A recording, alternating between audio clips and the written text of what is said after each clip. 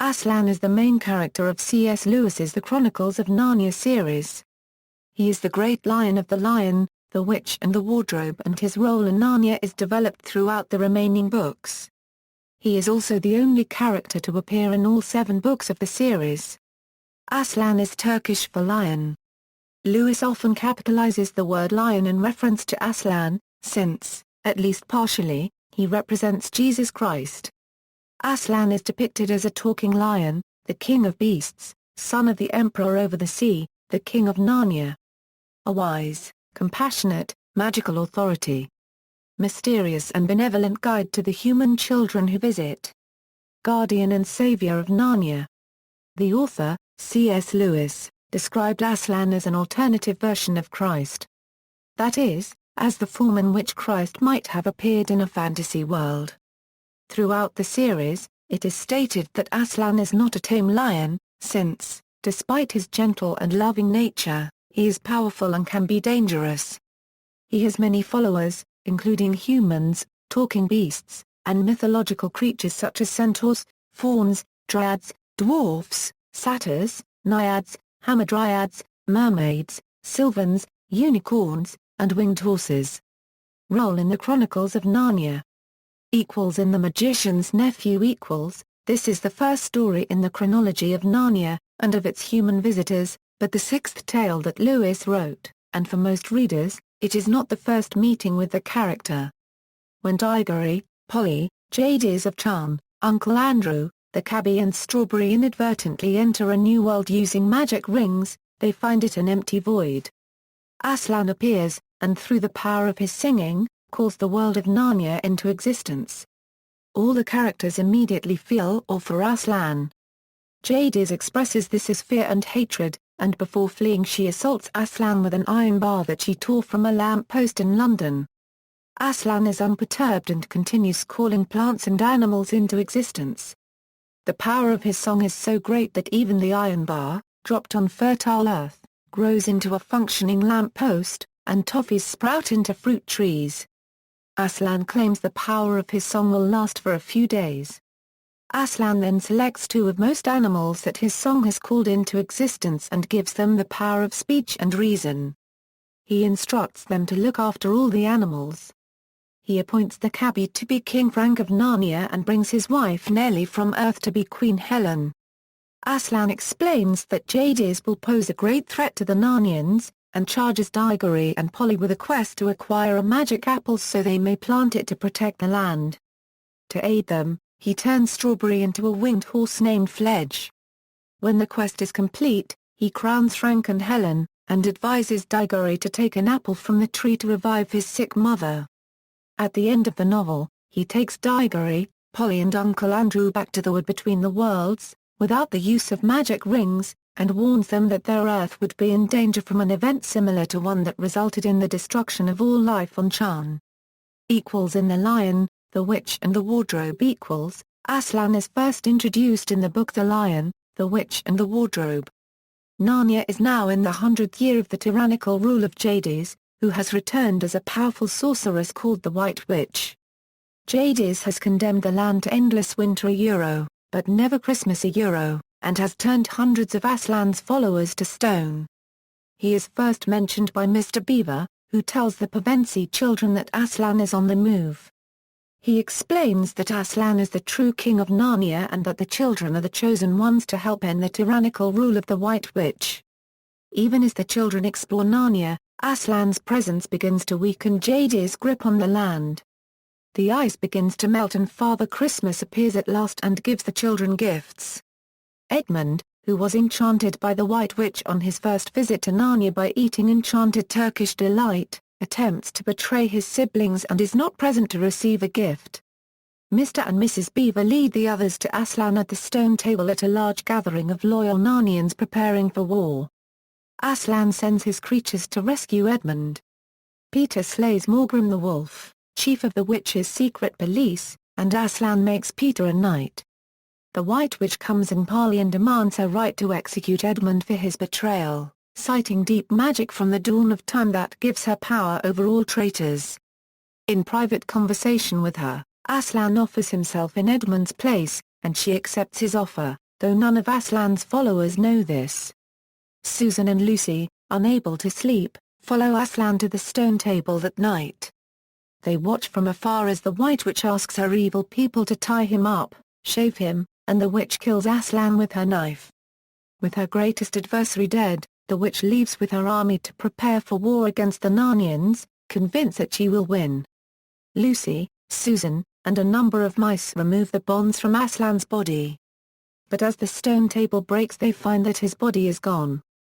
To their shock, Aslan reappears alive and well, thanks to a deeper magic from before the dawn of time. The witch, having entered Narnia only at the dawn of time, had not known of this. Aslan explains that the deeper magic is invoked when an innocent willingly offers his life in place of a traitor's, causing death itself to be reversed until the victim is reborn. Aslan goes to the witch's palace and, with his breath, brings the statues of her petrified enemies back to life. He leads them all to aid Peter, Edmund, and the Narnian army, who are fighting the witch's army. At the conclusion of the battle, Aslan leaps upon the witch and kills her. After the defeat of the evil forces, Aslan crowns the 4 children as kings and queens of Narnia, and during the celebration he quietly slips away. The children say nothing about it, for Mr. Beaver had warned them. One day you'll see him and another you won't, foreshadowing Aslan's role in the books to follow. In The Horse and His Boy. The Horse and His Boy is set during the reign of Peter, Susan, Edmund and Lucy in Narnia, the only extended story told at that period. This book is about finding one's home. The talking horses Bree and Hwin seek their home in the land of Narnia where they were born. For Shasta and Aravis, the 2 humans who journey with them, finding home is more a matter of the heart. Aslan's influence throughout The Horse and His Boy is at first hidden from the characters. Secretly, he delivered the infant Prince Corner of Arkinland from his enemies, placing him in the hands of a Calormen fisherman. When Shasta meets Bree, it is Aslan, disguised as a witless lion, who drives them to join Aravis and Hwin. In the form of a cat, Aslan comforts Shasta when he feels abandoned at the tombs of the ancient kings. It is Aslan who chases Bree and Hwin so that they will reach Arkinland in time to warn the king of the impending attack by the Calormen army, led by Rabidash. Aslan gives Shasta the resolve to help save Arkinland and Narnia from the invaders. He slashes Aravis across the back with his claws as punishment for disregarding her servant's safety when she ran away from home. The cuts on her back equal the severity of her servant's whipping. Eventually Aslan shows himself directly to the travelers, addressing their fears or their self-pity, or their condescension towards others, or their pomposity. After the victory over the Calormens, Aslan reveals himself to Rabidash in an effort to free him of his arrogant and violent ways.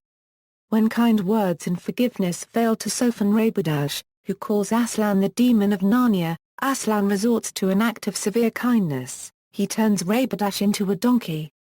To cure himself of this condition, Rabidash must present himself at the temple of the Calormen god Tash in Tashban, where in the sight of his people he would be restored to human form.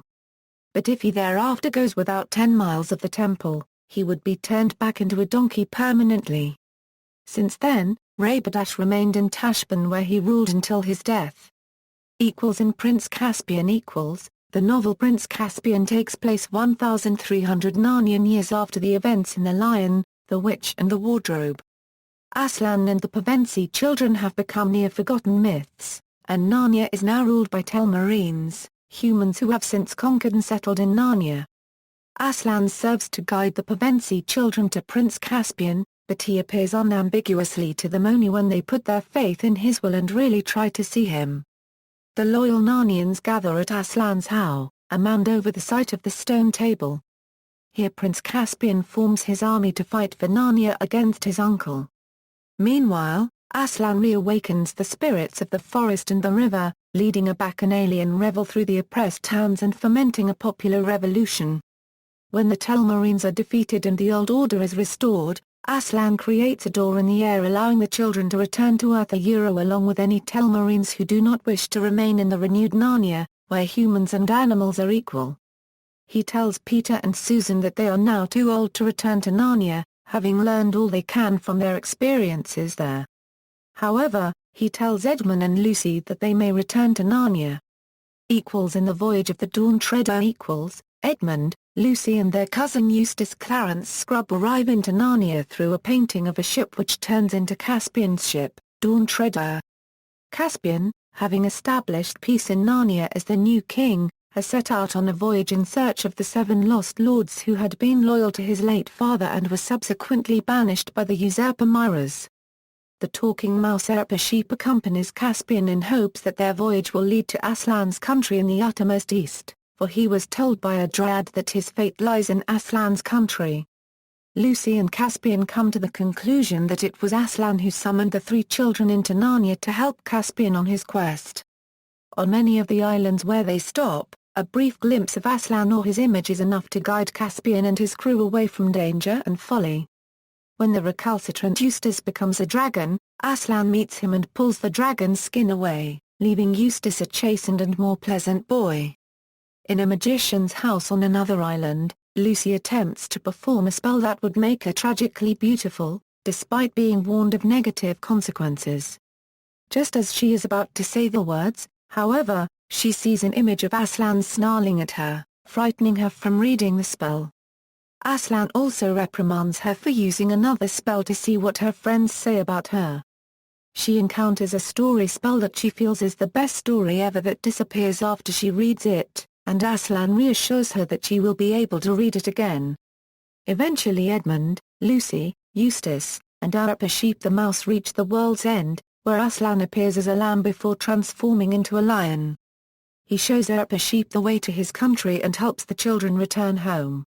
He tells Edmund and Lucy that, like Peter and Susan, they have become too old to return to Narnia, and that they must instead come to know him in their world, a relatively direct reference to the Christian theme of the series. He does not say whether Eustace will return to Narnia. In the Silver Chair the story begins with Eustace Scrubb, who was introduced in the Voyage of the Dawn Treader, and his classmate Jill. They are unhappy at their school, where bullying is left uncorrected. One day they are beset by bullies, and Eustace suggests that they ask for Aslan's help. They blunder through a temporary gate and find themselves in Aslan's country, atop an immense cliff. Jill, showing off, moves too close to the edge, and Eustace falls off trying to pull her back. Aslan appears and saves Eustace by blowing him into Narnia. Then he explains to Jill that she and Eustace are charged with the quest of finding Caspian's son Prince Rilian, who disappeared years before. He tells her that their task has become more difficult because of what she did, but gives her 4 signs to guide them on their quest. The 4th and final sign is that at a key moment they will be asked to do something in Aslan's name. According to the Narnian timeline, 50 years have elapsed since the Voyage of the Dawn Treader. Aslan then blows Jill into Narnia, where she arrives a few moments after Eustace. They see a very old King Caspian setting sail to search for Aslan one last time, but fail to realize who he is until it is too late, and are unable to speak to him. However, the elderly Lord Regent, Trumpkin the Dwarf, takes them to Cair Paravel. There they are aided by Master Glimpfeather the Owl and a parliament of his fellow talking owls. The owls explain that Rilian disappeared while searching for the green serpent that killed his mother. They believe that he is now under the spell of an enchantress he had seen in the forest while searching for the serpent. As Jill and Eustace journey toward the far north of Narnia, they acquire a companion and guide, a gloomy but stalwart marsh wiggle, fittingly named Pudleglum. Aslan makes no further appearance until the end of the story, but his signs prove central to the quest, and belief in Aslan plays a crucial part in defeating the Lady of the Green Kirtle, who tries to destroy the children's belief in the reality of Narnia. The children manage to rescue Rilian, and they return him to Narnia just in time to meet his father, who dies shortly afterwards. In the end, Aslan sends Jill and Eustace back to our world. Aided by a rejuvenated Caspian, Aslan helps them repay the school bullies and make the school better in the process. Aslan shows himself to the bullies, who, seeing only what they take to be a wild lion, are severely shaken. But no one believes their story, as the only other witnesses are Jill, Eustace and Caspian. In the last battle The ape Shift disguises the reluctant donkey Puzzle as Aslan and fools the Narnians into thinking that Aslan has returned. Shift issues commands in Aslan's name and takes advantage of the credulous Narnians. Shift and the unbelieving Calormen leader Rishta Khan encourage the invading Calormens and the dispirited Narnians to treat Aslan and the Calormen god Tash as a single, combined being a Euro-Tashlan. Dissenters are thrown into Puzzle's stable supposedly to meet Tashlan, where they are murdered by Calormen soldiers. King Tirian of Narnia calls on Aslan for help, and Jill and Eustace arrive in Narnia. They help Tirian and the remaining loyal Narnians battle the Calormens and their allies, but are all forced through the stable door along with several black dwarfs. They find themselves not within the confines of a stable, but in a paradise, Aslan's country. Aslan is there, with King Peter and the other Pevensies with other characters from previous books, and they watch through the stable door as the world of Narnia is destroyed with the dragons and the salamanders ripping up the trees and Father Time crashing the sun. All of the people and animals gather outside the barn and are judged by Aslan. The animals who have been loyal to Aslan or the morality upheld by Narnians join Aslan in Aslan's country. The animals who have opposed or deserted him become ordinary animals and vanish to an unknown place that not even C.S. Lewis knows where they went. The black dwarfs are unable to see Aslan's country, certain that they're still inside an ordinary stable. When Lucy asks Aslan to help them, he tells her that he will show her what he can and what he cannot do. He then growls at the black dwarfs, and makes food magically appear in their hands. This fails to convince them. They think that the growling is a machine and that the food is only what would normally be found in a stable. Aslan tells the children that the black dwarfs shut themselves out from him, and therefore cannot be reached, much like Uncle Andrew in The Magician's Nephew. Aslan then commands Peter to shut the door on Narnia, and he leads them into his country, a platonic ideal of Narnia. He greets Emeth, a devout yet kind Tash-worshipping Calormen, telling him that I and Tash are of such different kinds that no service which is vile can be done to me, and none which is not vile can be done to him. As they get further up and further in, the Narnians find Aslan's country getting bigger and better, eventually encompassing Earth as well. Diggory, Polly, Peter, Edmund, Lucy, Eustace, and Jill learn that they have died, or rather, passed into Aslan's country, which is more real than the Shadowlands from which they have come. Influences: the theory that the figure of Aslan may have been inspired by a mysterious lion which appears and disappears suddenly at key moments in the novel The Place of the Lion, written by Louis' close friend Charles Williams, was specifically denied by Lewis in a paper published later in his life. Christian interpretation equals. Although Aslan can be read as an original character, parallels exist with Christ. In particular, Aslan's sacrifice and subsequent resurrection parallel Christ's crucifixion and resurrection. Aslan also has godlike powers. He created Narnia with a song. The Emperor over the Sea then refers to God the Father, and Aslan a Euro-unregistered trademark S country to heaven. In the last battle a new Narnia is made and also a new Earth, as in the Book of Revelation. Furthermore, there are biblical references of Christ being called a lion, as in Revelation 5:5. Then one of the elders said to me, "O do not weep. See, the Lion of the tribe of Judah, the Root of David, has conquered, so that he can open the scroll and its 7 seals." When he first appeared at the end of the Voyage of the Dawn Treader, he looked like a lamb, which is also a symbol of Christ, who is frequently described throughout the New Testament as being the Lamb of God. According to the author, Aslan is not an allegorical portrayal of Christ, but rather a suppositional incarnation of Christ himself. If Aslan represented the immaterial deity, he would be an allegorical figure.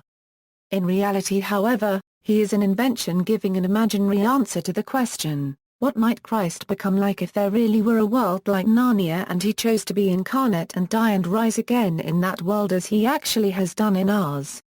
This is not allegory at all. This interpretation is related to J.R.R. Tolkien's concept of secondary creation expounded in his 1947 essay on fairy stories, reflecting discussions Lewis and Tolkien had in the Inklings group. Aslan's words to the Calormen in the last battle, ratifying the good deeds the latter did even under the name of Tash, have been the subject of controversy in some Christian circles. See Myth for details. In 375 St. Augustine compared Jesus both with a lamb and with a lion. Why a lamb in his passion? Because he underwent death without being guilty of any iniquity. Why a lion in his passion? Because in being slain, he slew death. Why a lamb in his resurrection? Because his innocence is everlasting. Why a lion in his resurrection? Because everlasting also is his might. At the end of the voyage of the Dawn Treader, Aslan appears to the children as a lamb and tells them that this is how he appears in their world. Portrayals. The first visual dramatization of The Lion, the Witch and the Wardrobe, broadcast on British television in 1967, presented a bipedal Aslan played by Bernard Kay. In the animated adaptation of The Lion, the Witch, and the Wardrobe distributed by the Children's Television Workshop, Aslan is voiced by Stephen Thorne. Thorne also makes appearances as the Great Lion in the adaptations made in the mid-1990s by BBC Radio.